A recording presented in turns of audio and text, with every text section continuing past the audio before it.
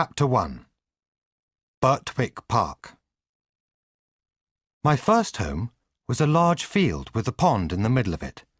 There were tall trees, and there was a little stream. I lived in the field with my mother.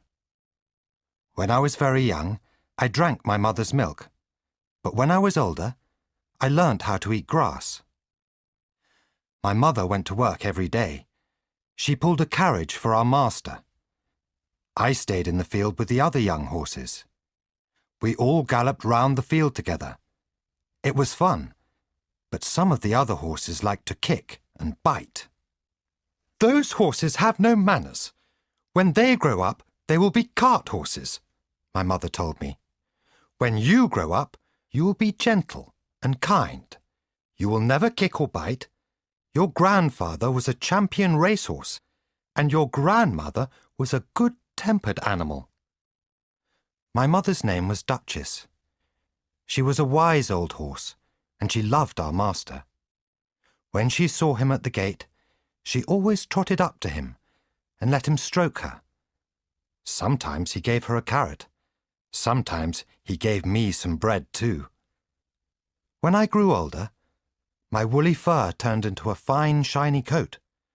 I was a handsome horse, with one white foot and a white star on my forehead.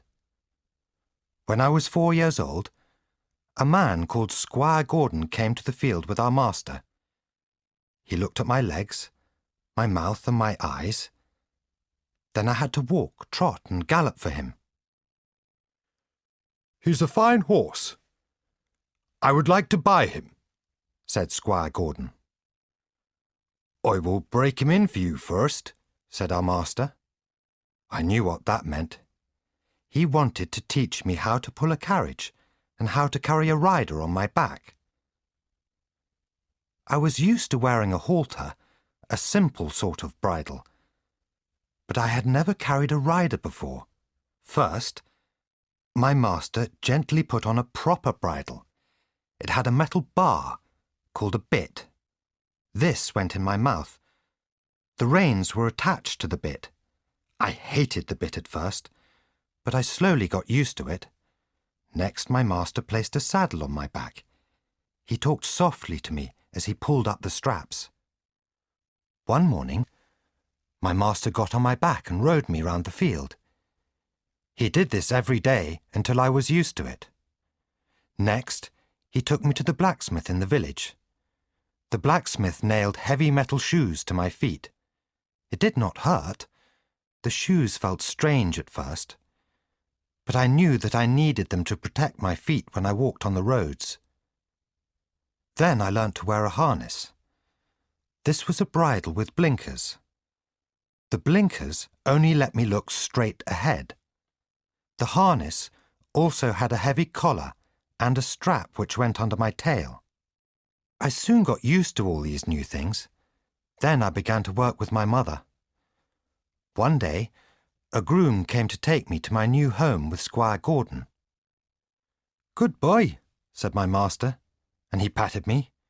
"Be a good horse and always do your best." And so I left my first home. It was a very sad day.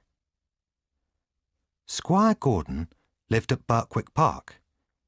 His groom took me through a large iron gate, and we trotted along the road that led to the house.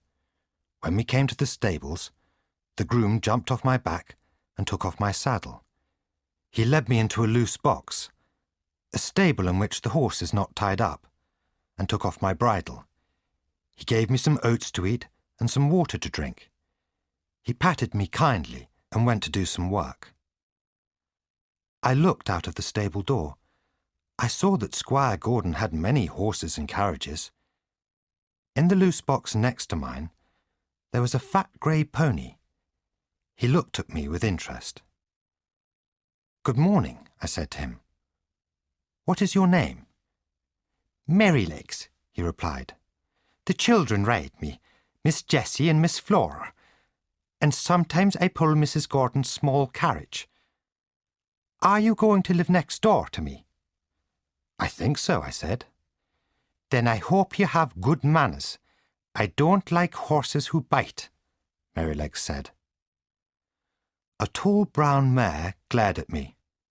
"I'm Ginger," she said in a nasty voice. "and you're in my box.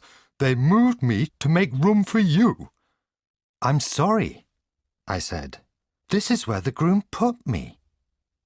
Later, Ginger went out. Then Merrylegs told me about her. Ginger bites people, he said. Once she bit James, the stable boy, on the arm. Now the children are afraid to come to the stables. Perhaps they will come now you're here. I don't understand why some horses bite people, I replied. Ginger says that before she came here, her master was unkind to her. That's why she bites. But this is a lovely place. Squire Gordon never uses a whip, and James is very kind. So is John, the groom, Merrylegs said. The next morning, John brushed my coat and then put a saddle and bridle on me. He was a good rider, and I enjoyed galloping with him on my back. On our way home, we met Squire Gordon and his wife. John pulled on the reins, and I stopped next to them. "How is our new horse, John?" asked the squire. "Did you have a good ride?" "He's a fine horse, sir," said John. "He's fast, but he obeys the lightest touch on the reins. I think he was treated well before he came to us." "Good," said the squire. "I will ride him tomorrow." In the morning, the squire came to ride me. As we trotted along, I tried to do exactly what he wanted. When we came home, Mrs. Gordon was waiting at the door. "Do you like our new horse, dear?" she asked. "I like him very much," he said. "What shall we call him?" "He's beautiful," his wife replied. "And he has a shiny black coat. I like the name Black Beauty." "That's a good name. Let's call him Black Beauty," said the squire. A few days later, Ginger and I pulled the squire's large carriage. I was worried about working with Ginger, but we trotted together very well.